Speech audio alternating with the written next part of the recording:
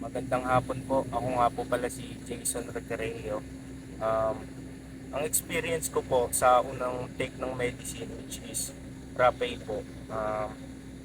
Ano po siya? Medicine po siya na powdered tobacco na binublow sa ilong para po maklear yung ugat natin papuntang pineal gland.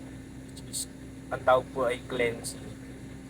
Nakaramdam po ako ng ng hilo at pagsusuka din, which is tama naman po kasi yun yung purpose niya para mailabas yung toxin sa katawan tsaka sa ilong.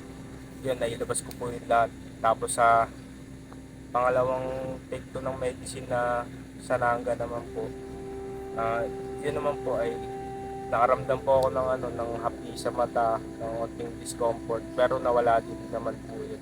Tsaka gumanda po yung visual ko pagtapos nun. Sa kampo naman po, agad-agad po siyang umepekto sa akin nung pagkalagay pa lang ng medicine sa sugat ko, umepekto agad po siya.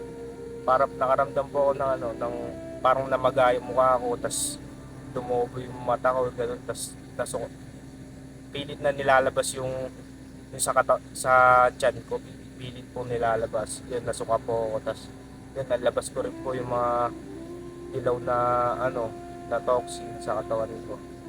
Ayun po. Sa ayahuasca naman po, naramdaman ko po yung epekto niya nung nakatulog din po ako. Kasi nagkaroon din po ako ng ng mga panaginip na about sa family, sa sarili, at nagkaroon ako ng kung paano ko aayusin yung mga sa susunod na mga plano ko o galaw ko. Nagkaroon ako ng magandang pakiramdam na kailangan kong kontrolin yung isip ko at hindi yung isip ko yung kumontrol sa akin. Ayun po, tsaka nagkaroon din po ako ng wisdom tsaka love po.